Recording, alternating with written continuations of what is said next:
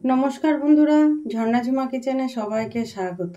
আজ আমি একটা সিম্পল ভাবে একটা আমড়া রেসিপি আপনাদের সাথে শেয়ার করব। খুব কম সময়ে তৈরি করে ফেলতে পারবেন, 10 মিনিটে তৈরি হয়ে যাবে। তো চলেন এই রেসিপিটা আমি কিভাবে তৈরি করেছি এখন সেটা দেখাবো। কিন্তু আমড়া অনেকে বলে কি জলপাই, আমি এর আগে চাটনির ভিডিও করেছিলাম, তো সবাই বলেছিল এটা জলপাই, আমড়া নয়, কিন্তু এটা আমড়া।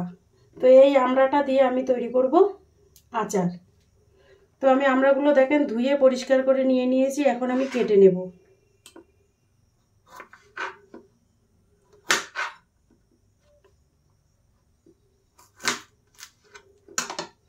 আর এই রকম ঠিক আমড়াগুলো কিন্তু আচার বানালে খুব ভালো হয়। সব আমড়া কটা আমি কেটে নেব এইভাবে।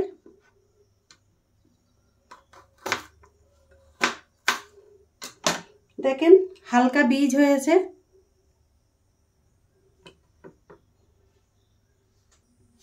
দেখেন আমি সব আমড়া কটা কেটে নিয়ে নিয়েছি, আর এই আমড়াগুলোতে কিন্তু হালকা বীজ হয়েছে। এই সময়টা আচার বানালে কিন্তু খেতে খুব ভালো লাগবে।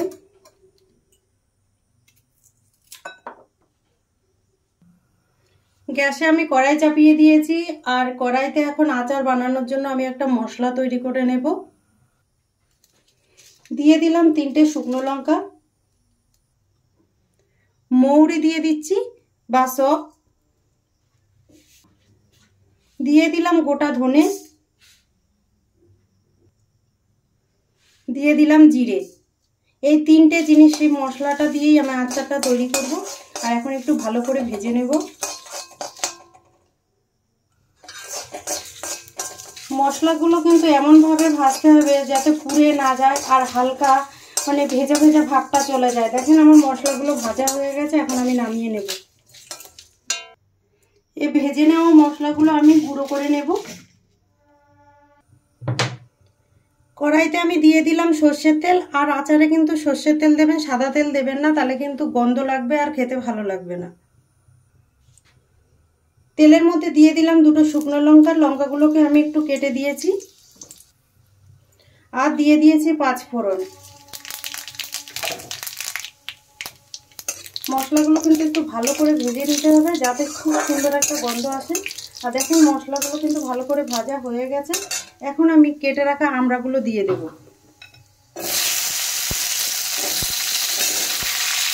দিয়ে ভালোভাবে নেড়ে চেড়ে মশলার সাথে মিশিয়ে দেবো।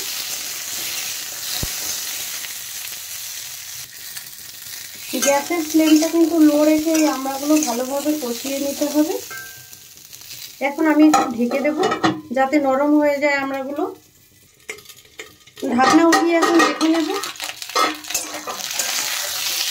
দেখেন আমড়াগুলো কিন্তু নরম হয়ে গেছে। এই সময় এখন আমি দিয়ে দেব চিনি। আপনারা চাইলে কিন্তু গুড়টাও দিতে পারেন। এখানে আমি হাফ বাটি চিনি দিয়েছি। আর এই আমড়াগুলো কিন্তু খুব টক হয়। টেস্ট হিসাবে আমি দিয়ে দিলাম নুন, দিয়ে দিলাম লঙ্কা গুঁড়ো। লঙ্কা গুঁড়ো দেওয়াতে একটু কালারটা ভালো আসবে। আপনারা চাইলে কিন্তু স্কিপ করতে পারেন। তো এখন দেখেন ভালোভাবে নেড়ে চেড়ে মিশিয়ে দেবো। আর চিনিগুলো কিন্তু গলতে শুরু করেছে।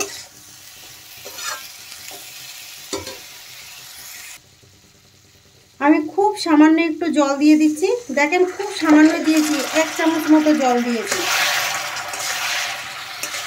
আর আপনারা যদি আমড়ার বীজগুলো শক্ত হয় তাহলে সেক্ষেত্রে কিন্তু আমড়াগুলো একটু প্রথমে সেদ্ধ করে নেবে। আমার যেহেতু এগুলো আমড়ার বীজটা বেশি শক্ত হয়নি, তাই এমনিতেই গলে গেছে আমার। দেখেন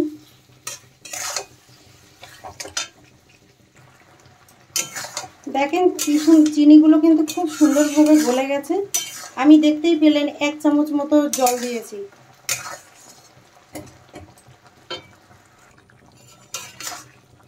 দেখেন কত সুন্দর একটা কালার এসছে আচারে। দিয়ে দেব ভেজে রাখা মশলাটা। আমি দেখেন গুঁড়ো করে নিয়েছি, সেই মশলাটা দিয়ে দিলাম। এটাই কিন্তু আচারের স্পেশাল মশলা।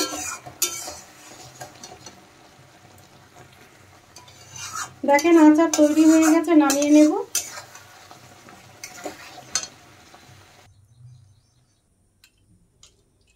আমড়ার আচারটা দেখেন আমি এখন বাটিতে নিয়ে নিচ্ছি, আর যখন ঠান্ডা হয়ে যাবে এটাকে আমি ডাব্বাতে ভরে রেখে দেব।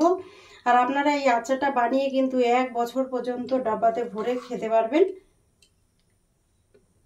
আর এই সময়টাই কিন্তু প্রচুর পরিমাণে আমড়া পাওয়া যায় বাজারে। এই আমড়ার আচারের রেসিপিটা যদি আপনাদের ভালো লাগে তাহলে আমার চ্যানেলটাকে সাবস্ক্রাইব করবেন, লাইক করবেন, কমেন্ট করবেন আর অবশ্যই শেয়ার করবেন। আর আমি যেইভাবে বানিয়েছি